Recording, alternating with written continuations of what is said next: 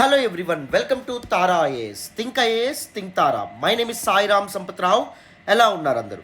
As part of our Abhyasana program is a daily mains answer writing series which we have started recently.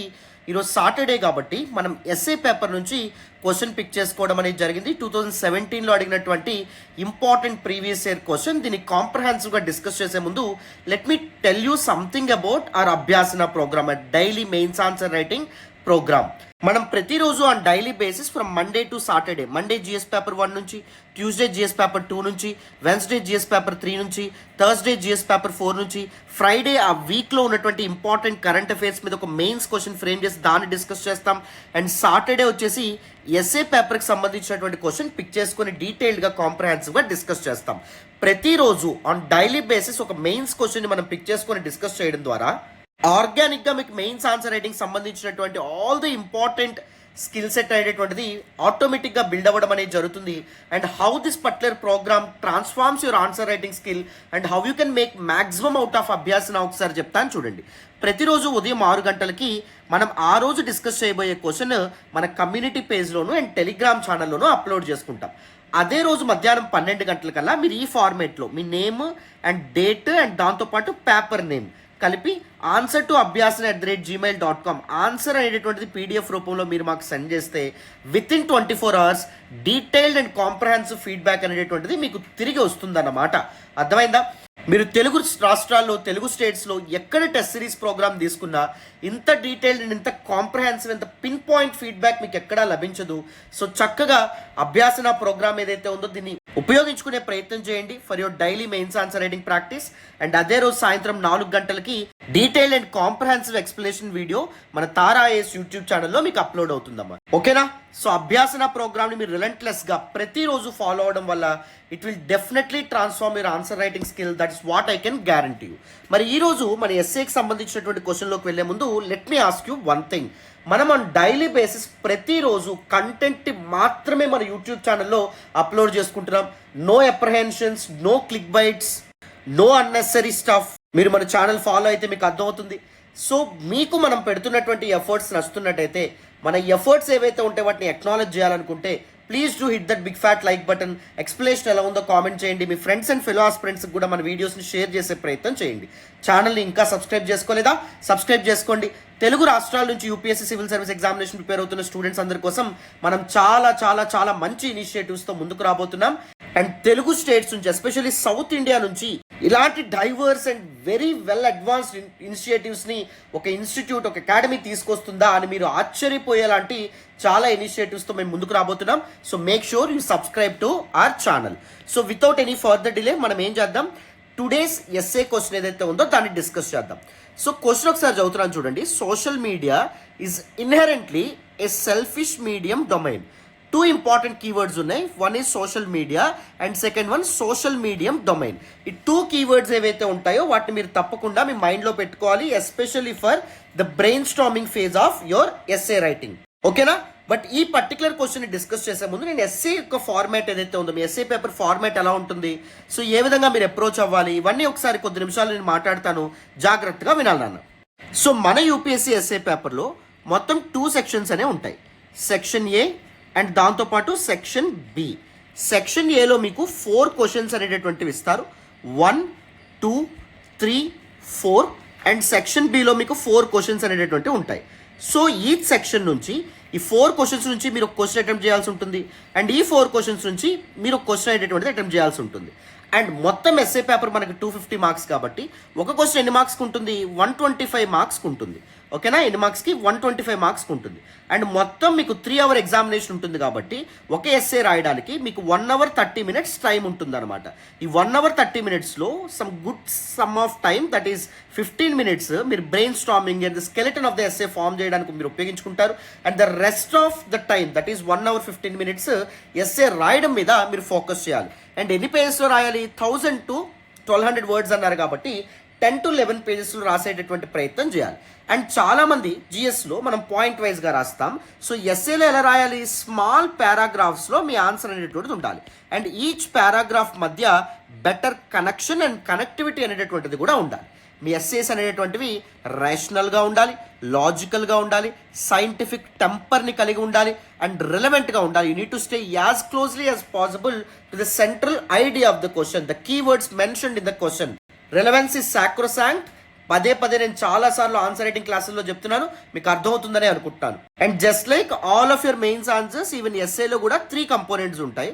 One is introduction, and second one వచ్చేసి body, and third one conclusion. Induction side heading పెట్టి induction రాయడం చేయకూడదు, body అని చెప్పి side heading పెట్టి body రాయకూడదు, conclusion చెప్పి side heading పెట్టి కన్క్లూజన్ రాయకూడదు. But the flow of the essay, the skeleton of the essay ఈ విధంగా డివైడ్ అయి ఉండాలి తప్పకుండా. ఇంట్రడక్షన్లో ఏది ideal?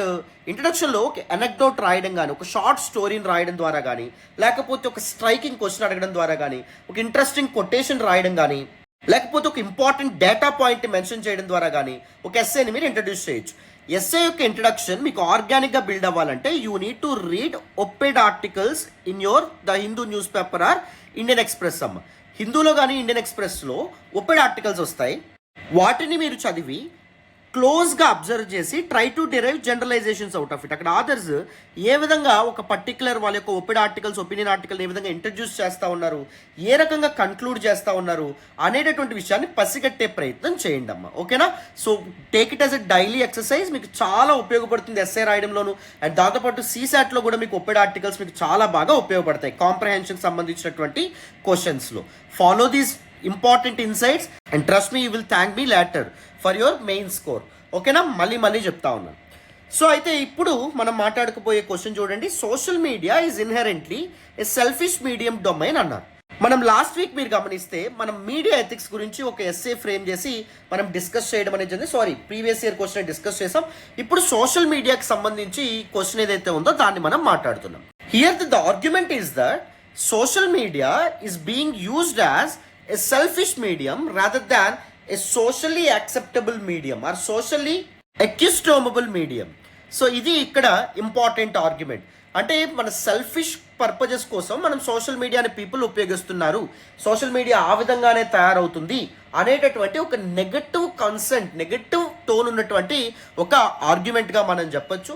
And this kind of ఎస్ఏస్కి you need to come up with especially in the body part. మీరు తప్పకుండా ఏం చేయాలి? The positive side of the social media, దాన్ని కూడా మెన్షన్ చేసేటటువంటి ప్రయత్నం చేయాలి. సో ఫస్ట్ ఇంట్రడక్షన్ ఏ విధంగా చేయొచ్చు? ఒక షార్ట్ స్టోరీ, ఎనెక్డోట్, ఒక రియల్ లైఫ్ ఎనెక్డోట్ను ఉపయోగించి మీరు చక్కగా స్టార్ట్ చేయొచ్చు. ఉదాహరణకి 2014లో ఏం జరిగింది? ఒక వ్యక్తి ఒక బ్రిడ్జ్ మీద నుంచి సూసైడ్ చేసుకున్నప్పుడు ఒక మహిళ ఏం చేస్తుంది? సెల్ఫీ వీడియో అనేటటువంటి తీసుకుంటుంది అనమాట. సెల్ఫీ వీడియో తీసుకొని ఆ సోషల్ మీడియాలో అప్లోడ్ చేస్తే ఆ వీడియో వైరల్ అవుతుంది. కింద కామెంట్స్లో పీపుల్ ఏం చెప్తారంటే, నువ్వు వెళ్ళి అక్కడ అబ్బాయికి హెల్ప్ చేసిన బదులు నువ్వేం చేస్తా ఉన్నావు? నీ లైక్స్ కోసం, నీ కామెంట్స్ కోసం, ఆర్ వైరల్ కంటెంట్ కోసం నువ్వేం చేస్తా ఉన్నావు? వీడియో తీసుకుంటున్నావు అని చెప్పి చాలా మంది ఏం చేశారు? క్వశ్చన్ చేయడం మొదలు పెట్టారు. చాలా మంది వాళ్ళ యొక్క ఒపీనియన్స్తో ముందుకొచ్చారు. So that particular incident is very clearly highlighting the self-centered behavior on social media or digital narcissism గా కూడా మనం చెప్పొచ్చు. అంటే సెల్ఫ్ సెంటర్డ్ బిహేవియర్, మన లైక్స్ కోసం మాత్రమే మనం ఏం చేస్తాం? వీడియోస్ పోస్ట్ చేస్తూ ఉంటాం, ఇంకేం ఉండదు. మనం ఒకరికి హెల్ప్ చేసి వీడియో పెట్టినా దాని మీనింగ్ ఏంటి? మన లైక్స్ కోసం, మన యొక్క రీచ్ కోసం, మన యొక్క గొప్పలు చెప్పుకోవడం కోసం మనం సోషల్ మీడియాను ఉపయోగించుకుంటున్నాం, right? So this particular interesting anecdote ఏదైతే ఉందో దాన్ని యూజ్ చేసి ఒక ఐడియల్ ఇంట్రడక్షన్ని మీరు రాయొచ్చమ్మా. And you need to define selfishness in the social media context. What exactly is the self-centered behavior, especially related to social media? That is prioritization of personal validation over genuine engagement. You see people using viral hooks. So కంటెంట్కి సంబంధం లేకపోయినా viral hooks ఉపయోగిస్తారు, లేకపోతే for the purpose of virality vulgar language ఉపయోగిస్తారు, లేకపోతే harsh statements use చేస్తారు. ఇలాంటి all the important aspects మనం గమనించవచ్చు, రైట్? ఇప్పుడు సోషల్ మీడియా ఎలా అయిపోతుంది? మన కోసం మాత్రమే మనం వైరల్ అవ్వాలి, మన వీడియోస్ వైరల్ అవ్వాలి, మన వీడియోస్కి రీచ్ పెరగాలి, లేకపోతే మనల్ని పీపుల్ రికగ్నైజ్ చేయాలి, మనం గొప్ప అనుకోవాలని చెప్పి సోషల్ మీడియాలో పోస్టులు పెడుతున్నారు. So that is actually considered as the concept of selfishness in the social media context. And you need to introduce the debate, is social media inherently selfish or does it depend on user behavior? అంటే user to user ఉంటుందా, లేకపోతే అందరూ selfish గానే వాళ్ళ యొక్క viral content ఏదైతే ఉందో వాళ్ళ కంటెంట్ ఏదైతే దాన్ని అప్లోడ్ చేస్తూ ఉన్నారో? You definitely need to introduce that particular debate and you need to come up with the thesis statement. Well social media promotes self interest, it also has immense potential for social good. Self ఇంట్రెస్ట్ని promote చేస్తున్నప్పటికీ social media ద్వారా లాభం లేదా? చాలా చాలా important scams కానీ లేకపోతే చాలా చాలా సెన్సిటివ్ ఇష్యూస్ని కానీ సోషల్ మీడియా హైలైట్ చేయలేదా, సోషల్ మీడియా లైమ్లైట్లోకి తీసుకురాలేదా? సో సోషల్ మీడియాలో ఉన్నటువంటి ఇన్హరెంట్ గుడ్ ఏదైతే ఉందో దాని గురించి కూడా మీరు మెన్షన్ చేసే ప్రయత్నం చేయాలన్నమాట, రైట్?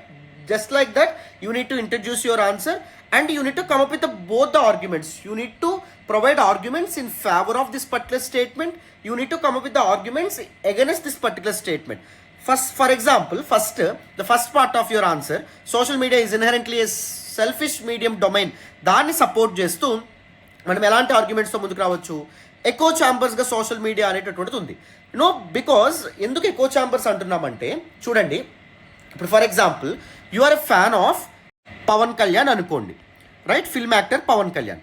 మీకు మీ సోషల్ మీడియా ఫీడ్ మొత్తం ఏమొస్తాయి? పవన్ కళ్యాణ్కి సంబంధించినటువంటి పవన్ కళ్యాణ్కి సపోర్టివ్గా ఉండే రీల్స్ లేకపోతే పోస్టులు మాత్రమే రావడం అనేది జరుగుతుంది, అవునా కదా?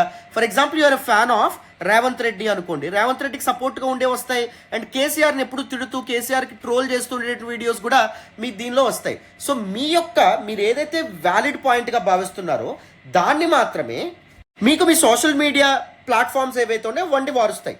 అర్థమవుతుందా? So that the other side of the coin ఏదైతే ఉందో దాన్ని మీరు కంప్లీట్గా ఇగ్నోర్ చేసేస్తారు, రైట్? ఇప్పుడు ఫర్ ఎగ్జాంపుల్ పవన్ కళ్యాణ్ ఏమైనా ఫర్ ఎగ్జాంపుల్ గవర్నెన్స్లో ఏమైనా చిన్న చిన్న మిస్టేక్స్ ఉన్నాయనుకోండి, అవి ఒకవేళ మీ కంటికి కనిపించకపోతే మీరు నెక్స్ట్ ఎలక్షన్స్లో ఇన్ఫార్మ్ డెసిషన్ అనేది తీసుకుంటారా? రేవంత్ రెడ్డి గవర్నెన్స్లో ఏమైనా చిన్న చిన్న మిస్టేక్స్ ఉన్నాయనుకోండి, అవి ఒకవేళ మీ కంటికి కనిపించకపోతే మీరు నెక్స్ట్ ఎలక్షన్స్లో ఇన్ఫార్మ్ డెసిషన్స్ తీసుకోగలుగుతారా? తీసుకోరు. But instead of that social media platforms ఏం చేస్తున్నాయి? ఎకో ఛాంబర్స్ లాగా ఉంటున్నాయి. దీస్ ప్లాట్ఫామ్స్ పర్సనలైజ్ ఫీడ్స్, అంటే నీకు ఏం నచ్చుతుందో, నీకు ఏది ఇంట్రెస్ట్ ఉందో వాటిని మాత్రమే నీకు పదే పదే చూపించే ప్రయత్నం చేస్తున్నాయి. ఎందుకంటే they want you to spend your time in there platforms. ఎక్కువ టైం మీరు ఉండాలి కాబట్టి. ఎప్పుడు నువ్వు ఎక్కువ టైం ఇదవుతావు, నీకు నచ్చినటువంటి విషయాలు మాత్రమే నీకు కనిపిస్తూ ఉన్నాయనుకోండి, నువ్వు ఎక్కువ టైం ఆ ప్లాట్ఫామ్స్ మీద నువ్వు ఇన్వెస్ట్ చేయగలుగుతావు. And reinforcing biases instead of broadening perspectives. People యొక్క పర్స్పెక్టివ్స్ బ్రాడన్ అవ్వాలి. ఎప్పుడైతే all the sides of the coin నువ్వు చూసినప్పుడు, both sides of the coin all the perspectives నువ్వు చూడగలుగుతున్నప్పుడు, సో అలా కాకుండా నీ యొక్క బయాస్ ఏవైతే ఉంటాయో అది మాత్రం సొలిడిఫై చేసేటటువంటి ప్రయత్నం చేస్తావు. ఫర్ ఎగ్జాంపుల్ నీకు కేసీఆర్ అంటే ఇష్టం లేదనుకోండి, కేసీఆర్ అంటే ఇష్టం లేదనేటటువంటి ఇన్హరెంట్ బయాస్ ఏదైతే ఉందో దాన్ని సొలిడిఫై కన్సాలిడేట్ చేసేటటువంటి ప్రయత్నాన్ని సోషల్ మీడియా చేస్తుంది. That is what the concept of echo chambers. This a very important keyword. Social మీడియాకి సంబంధించి మీకు మెయిన్స్లో క్వశ్చన్ వచ్చినప్పుడు social media as algorithmic echo chambers అనేటటువంటి కీవర్డ్ వాడితే మీకు ఎక్స్ట్రా ఎడ్జ్ అనేటువంటిది ఉంటుందమ్మా. Validation culture as well. People ఏం చేస్తారు, మన పోస్టులను అందరూ చూడాలి, లైక్ చేయాలి, కామెంట్ చేయాలి, షేర్ చేయాలి. This kind of self promotion kind of attitude అనేటువంటిది మనం కలిగి ఉంటాం. దిస్ డిజిటల్ నార్సిసిస్టిక్ బిహేవియర్ కలిగి ఉంటాం.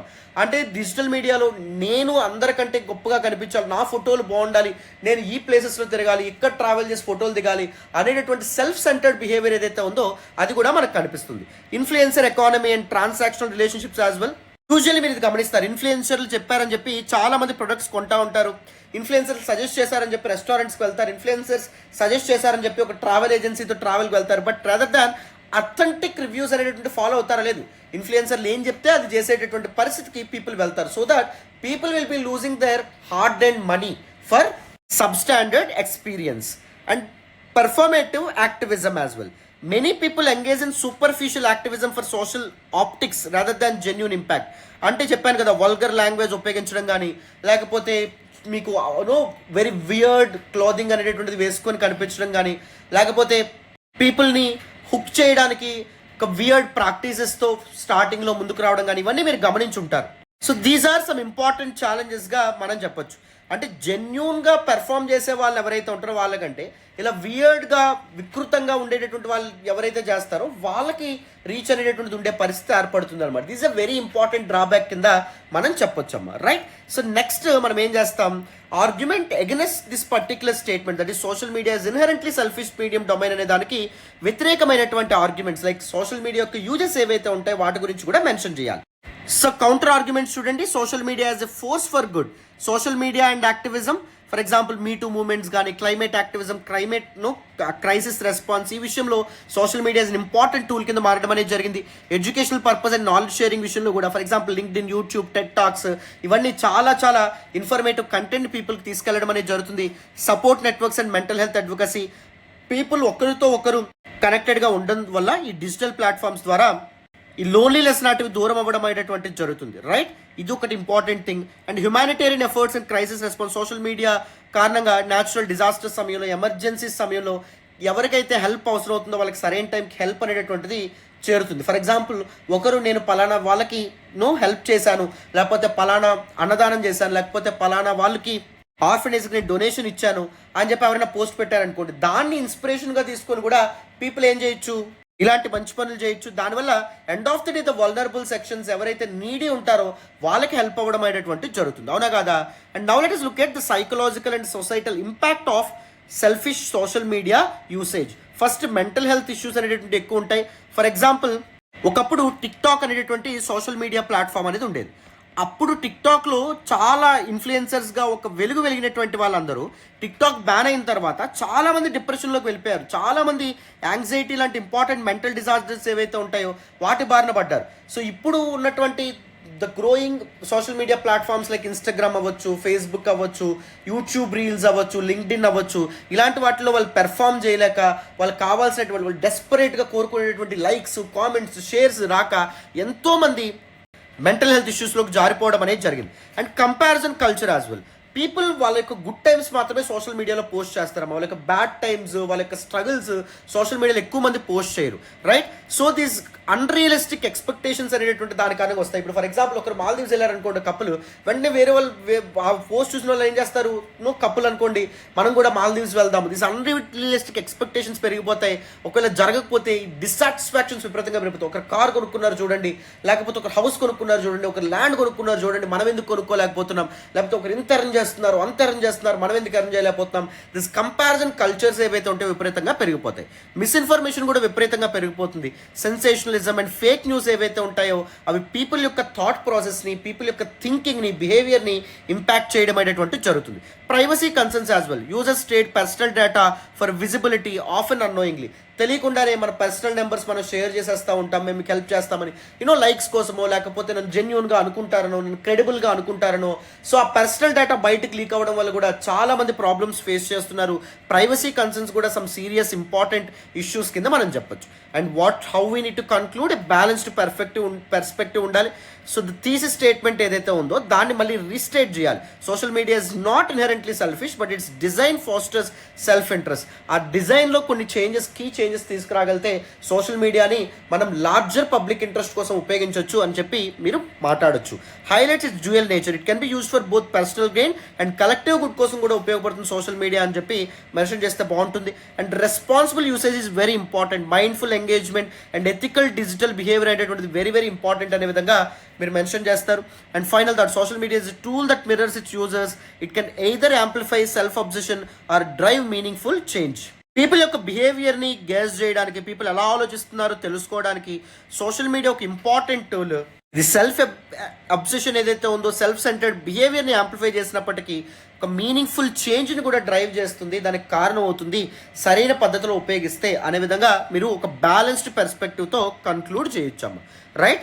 So this is how you need to approach a particular essay, the entire thought process behind an essay and how to use keywords in an essay consciously.